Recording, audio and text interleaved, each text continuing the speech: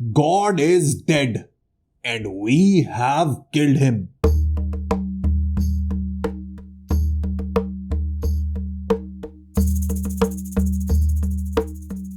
Friedrich नीचा, western philosophy का एक ऐसा नाम जिसने फलसफे की बुनियादों को हमेशा के लिए हिला के रख दिया। He was an absolute genius. इतनी बीमार जिंदगी गुजारने के बावजूद उसने अपनी सोच से दुनिया को ब्रेथ टेकिंग आइडियाज दिए। मैंने पिछले कुछ अरसे में नीचा के ऊपर काफी सारी वीडियोस बनाई हैं। सबसे पहले शायद आपको याद हो, मैंने उसकी मशहूर जमाना किताब बियॉन्ड गुड एंड इविल को रिव्यू किया था। उसके बाद हमने बात की थी उसके मास्टरपीस नॉवल थस स्पोक ज़ाराथुस्त्रा पर। एक वीडियो में मैंने आपको नीचा की पूरी लाइफ हिस्ट्री के बारे में बताया था, और जो रीसेंट पास में मैंने एक वीडियो बनाई थी नीचा पे, वो थी उसकी किताब द एंटी क्राइस्ट पर। आज मैंने सोचा कि नीचा के फलसफे के कुछ मेन आइडियाज को एक ही वीडियो में कंसोलिडेट कर लूं, ताकि देखने वालों के लिए उसकी फिलॉसफी में एक क्रैश कोर्स हो जाए। सो आज हम बात करेंगे उसके 5 मेन आइडियाज पर, जिसमें सबसे पहला है गॉड इज डेड। आखिर ये कॉन्सेप्ट है क्या, ये आज मैं आपको समझा दूंगा। उसके बाद बात करेंगे on the most fascinating idea in western philosophy, Ubermensch. Next is will to power. चौथे नंबर पर होगा मास्टर और स्लेव मोरालिटी, और आखिर में बात करेंगे ट्रांसवैल्यूएशन ऑफ वैल्यूज पर। सो सबसे पहले बात करते हैं नीचा की उस स्टेटमेंट के बारे में जो सबसे मशहूर और कंट्रोवर्शियल है, God is dead and we have killed him. ये स्टेटमेंट दोस्तों उसने सबसे पहले यूज की थी अपनी किताब द गे साइंस में, जो पब्लिश हुई थी इन द ईयर 1882। इसके अलावा उसने इस स्टेटमेंट का इस्तेमाल अपनी मास्टरपीस किताब थस स्पोक ज़ाराथुस्त्रा में भी किया है। लेकिन आखिर इस एक्सप्रेशन का मतलब क्या है? Let's understand it. देखिए, फ्रीडरिक नीचा का जो सारा फलसफा है ना, वो रिबेलियस है। वो उस वक्त की वेस्टर्न थॉट और स्पेशली क्रिश्चियनिटी के अगेंस्ट है। 19वीं सदी में व्हेन नीचा was alive, West, especially the Europe, was undergoing a major cultural revolution, primarily due to Enlightenment. West ने साला साल मजहब की बुनियाद पर लड़ाइयां करके इस बात को बखूबी समझ लिया कि रियासत को और सियासत को मजहब से अलहदा होना पड़ेगा, और सोसाइटी मजहब पर नहीं बल्कि इंसान की सोच और अकल के मुताबिक आगे बढ़ेगी। ये वही दौर था जब science, reason and rationality were gaining prominence. लोगों के पुराने religious beliefs were losing their monopoly. मजहब ने कई 100 साल तक लोगों को मॉरल गाइडलाइंस दी थी, जीने का मकसद दिया था। लेकिन स्लोली एंड ग्रेजुअली मजहब की ये बुनियादें हिल रही थीं और लोग एक नए मॉरल कोड की तलाश कर रहे थे। फ्रीडरिक नीचा क्रिश्चियनिटी के खिलाफ तो था, लेकिन लोगों के इस एटीट्यूड से हैरान भी था, और इस रिलीजियस अथॉरिटी के डिक्लाइन, इसके कोलैप्स की वजह से उसने ये स्टेटमेंट गॉड इज डेड का इस्तेमाल किया इस नॉवल में। गॉड इज डेड का ये जो कॉन्सेप्ट है ये तो आप समझ गए। अब बढ़ते हैं उस आइडिया की तरफ which is my personal favourite, और वो है उबरमेंश, यानी कि सुपरमैन। इसको सबसे पहले नीचा ने इस्तेमाल किया था अपनी बुक थस स्पोक ज़ाराथुस्त्रा में।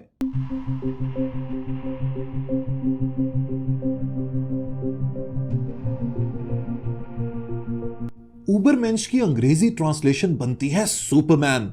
नीचा के फलसफे में उबरमेंश ह्यूमन डेवलपमेंट की हाईएस्ट स्टेज है। उबरमेंश एक ऐसा शख्स होता है जो अपनी जिंदगी का मकसद, अपनी जिंदगी का एसेंस, अपनी जिंदगी का ट्रूथ खुद तलाश करता है, बगैर किसी सपोर्ट के। फ्रीडरिक नीचा उबरमेंश के जरिए दरअसल फ्यूचर के एक ऐसे इंसान का स्केच तैयार कर रहा था जो मॉरली और साइकोलॉजिकली आज के इंसान से सुपीरियर हो। इस उबरमेंश की कुछ खास क्वालिटीज भी हैं। मसलन they create their own values, इनका अपना वैल्यू सिस्टम होता है और वो सोसाइटी के डुअल स्टैंडर्ड्स और नॉर्म्स में नहीं फंसते। दूसरा ये कि they are selfish in strategic ways. Ubermensch कहीं ना कहीं सेल्फिश होता है, लेकिन नॉट टू हर्ट पीपल। उसकी सेल्फिशनेस के पीछे उसका बुलंद तरीन विजन होता है, जिसको हासिल करने से वो इंसानियत को हेल्प करना चाहता है। एक और क्वालिटी उबरमेंश की यह है कि they are hard to understand, जिसकी वजह से they might feel lonely sometimes. एक और कैरेक्टरिस्टिक उबरमेंश का यह है कि they are not humble, they feel proud of their abilities. लेकिन इसका मतलब ये नहीं कि दे आर वेरी हॉटी और वो हर जगह गुरूर और तकब्बुर से रहते हैं। उनको अपनी एबिलिटीज पर इतना मान होता है, इतना कॉन्फिडेंस होता है कि वो दुनिया की किसी भी ताकत से लड़ जाते हैं और कामयाब हो जाते हैं। इन सिंपल वर्ड्स, एक उबरमेंश बनने के लिए आपने ये इमेजिन करना है कि who would you like to be if you could be the super version of yourself. लेकिन यहां पर एक बहुत ही इंपॉर्टेंट सवाल यह है कि इस उबरमेंश तक पहुंचना कैसे है। तो जनाब ज़ाराथुस्त्रा इसकी 3 स्टेजेस ऑफ प्रोग्रेशन बताता है, जिसमें सबसे पहली स्टेज है कैमल। कैमल सिंबल है सेल्फ डिसिप्लिन का और रिनंसिएशन ऑफ कंफर्ट का, क्योंकि कैमल हमेशा मुश्किल और सख्त टेरेन में रहता है। दूसरी स्टेज है lion, which shows independence and breaking free from any external influences. शेर जंगल का बादशाह होता है और एक उबरमेंश भी अपनी इंडिपेंडेंस में किसी बादशाह से कम नहीं होता। और आखिरी क्या कमाल की स्टेज है, और वो है चाइल्ड। चाइल्ड से मुराद ये है कि उबरमेंश बनने के लिए आपको अपने आप को रिक्रिएट करना पड़ेगा, रीवायर करना पड़ेगा, रीटूल करना पड़ेगा, क्योंकि आपका एग्जिस्टिंग मॉरल कोड, आपकी सोसाइटल वैल्यूज आपकी रियल पर्सनैलिटी को तो दबा देती हैं, आपको एक आधा इंसान बना देती हैं जिसका कोई पोटेंशियल नहीं होता। याद रखें, एक ऐसा जिहन जो स्टंटेड हो, जिसके जिहन में मजहब परस्ती भर दी गई हो, जो तोहम परस्ती का शिकार हो, जो सोसाइटल वैल्यूज का मारा हुआ हो, वो कभी भी उबरमेंश नहीं बन सकता। एक हायर इंसान बनने के लिए जरूरत होती है स्ट्रगल की और सफरिंग की टुवर्ड्स अ प्रोग्रेसिव आइडियल। दोस्तों, क्या आप जानते हैं कि ये जो उबरमेंश का आइडिया है ये मुझे इतना क्यों पसंद है? वो इसलिए क्योंकि ये मेरी लाइफ की पर्सनल फिलॉसफी से 100% अलाइंड है। मैंने हमेशा एक बात आपको सिखाई है कि जितनी बड़ी आपकी भूख होगी ना, उतनी ही बड़ी आपकी तकलीफ, आपकी स्ट्रगल होगी, और यही तकलीफ आपको एक उबरमेंश बना देगी। आपके अंदर के उबरमेंश को जगाने के लिए मैं इकबाल साहब का एक शेर सुनाना चाहूंगा। उठ के अब बज़्मे जहां का और ही अंदाज है, मशरिक को मगरिब में तेरे दौर का आगाज है। नीचा के फलसफे का जो अगला आइडिया है वो भी माइंड बॉगलिंग है, और वो है विल टू पावर का। ये आइडिया भी काफी कंट्रोवर्शियल है, क्योंकि लोग इसको अपने हिसाब से मैनिपुलेट करने की कोशिश करते हैं। इनफैक्ट नीचा की अपनी बहन एलिजाबेथ ने उसके फलसफे को मैनिपुलेट करने की कोशिश की। उसने उसके कुछ रफ नोट्स को कंबाइन करके उसकी किताब पब्लिश की, जिसका नाम ही है विल टू पावर। देखिए, एक बात जो आपने नोट करनी है वो ये कि नीचा का जो राइटिंग स्टाइल था ना, वो टिपिकल फिलोसोफर्स की तरह नहीं था। वो किसी एक सब्जेक्ट या इशू को उठा के उसको डिफाइन नहीं करता था। इनफैक्ट कभी कभी वो आपको शायद इनकोहेरेंट भी लगे, लेकिन उसकी थॉट्स में इतनी जान, इतनी आग थी कि इंसान मोटिवेट होकर रह जाता है। विल टू पावर के कॉन्सेप्ट की बात करें तो इसका मेन आइडिया यह है कि दुनिया में हर चीज, दुनिया में मौजूद हर शय अपनी सर्वाइवल की जंग लड़ रही है, और वो हर कीमत पे जिंदा रहना चाहती है। Life as such is will to power. Usually लोग इस कॉन्सेप्ट विल टू पावर को सुपरफिशियली यानी सतही तौर पर समझते हैं, और इस बात को गुमान करते हैं कि जब विल टू पावर की बात हो रही है तो नीचा का मतलब यह है कि इंसान को पावर के लिए स्ट्राइव करनी चाहिए, कोशिश करनी चाहिए, which to some extent is true। लेकिन दोस्तों, when you scratch the surface, तो ये जो विल टू पावर का कॉन्सेप्ट है ना, ये जानलेवा है।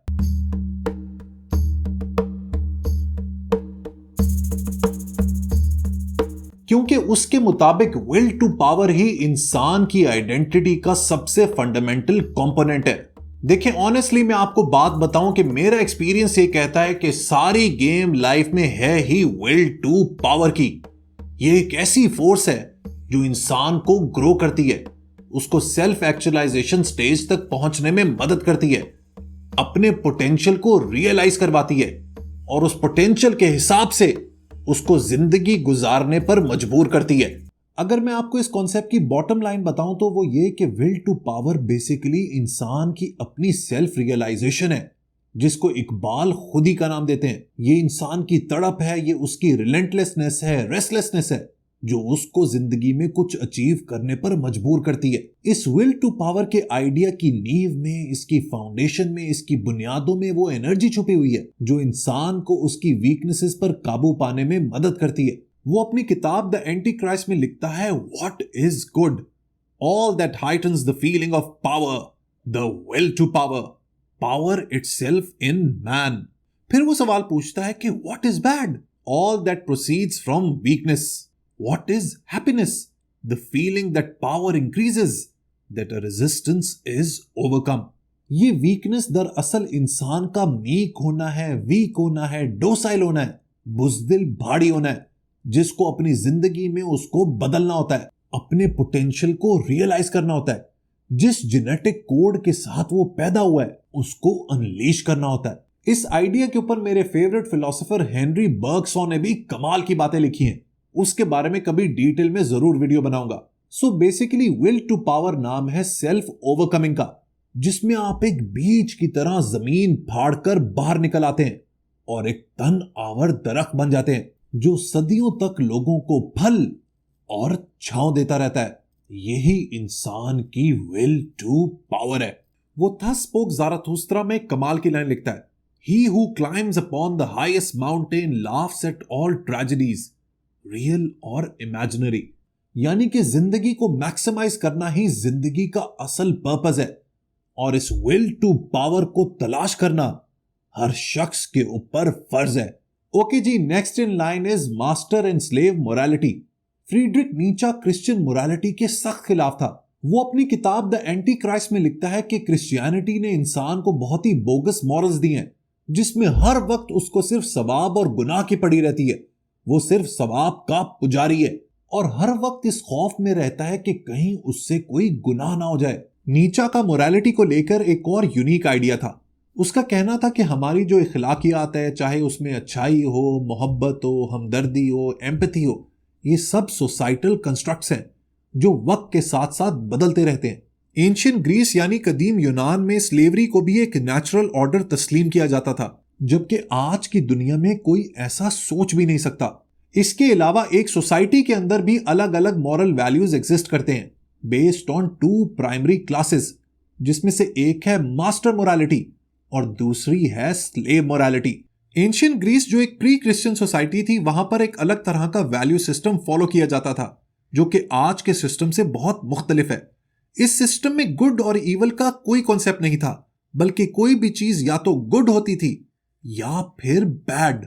गुड सिंपली वो चीजें थी जो रूलिंग क्लास को नेचुरली हासिल होती थी, जैसे कि वेल्थ, पावर और हैप्पीनेस, और बैड हर वो चीज थी जो इस गुड का उलट थी, यानी कि अनफ्रीडम, पॉवर्टी और अनहैप्पीनेस।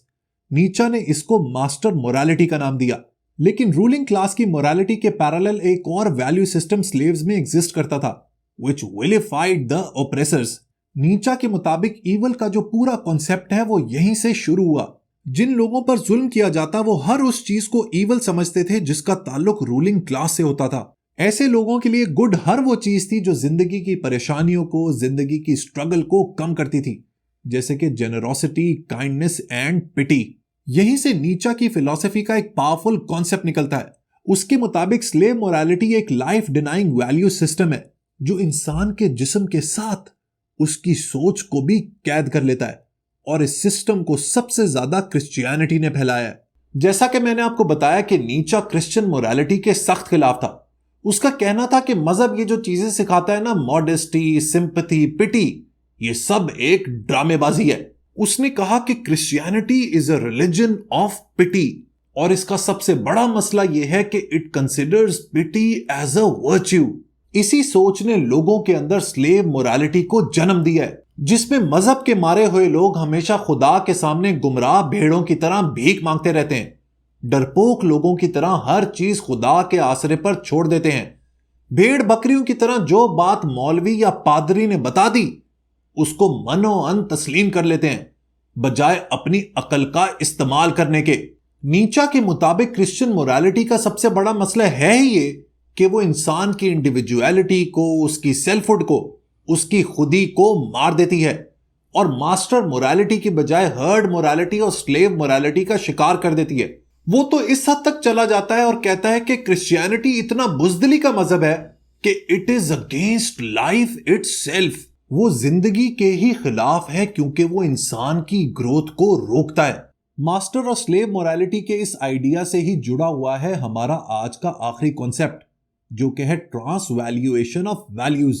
जैसा कि मैंने आपको बताया कि फ्रीडरिक नीचा एब्सोल्युटली हेटेड क्रिश्चियन मॉरल्स, लिहाजा उसका मानना था कि अब मुआशरे को, सिविलाइजेशन को एक नया मॉरल कोड चाहिए एक नई मॉरल वैल्यूज चाहिए। जैसा कि मैंने आपको बताया कि नीचा कहता था कि ये जो स्लेव मोरालिटी है ये इंसान को एफेमिनेट बना देती है, जनाना बना देती है, उसकी इज्जत नफ्स को मार देती है। लिहाजा ये जो वैल्यू सिस्टम है ये उठाकर बाहर फेंकना है और एक नई सेट ऑफ वैल्यूज लेकर आनी है जो कि लेकर आएगा उबरमेंश। ये नई वैल्यूज इंसान को एक नया स्टेटस देंगी और उसकी जिंदगी के अंदर जिंदगी को वापस लेकर आएंगी। सो माय डियर फ्रेंड्स, ये थे नीचा के फलसफे के कुछ बेहतरीन आइडियाज जो आज मैंने आपके साथ शेयर किए।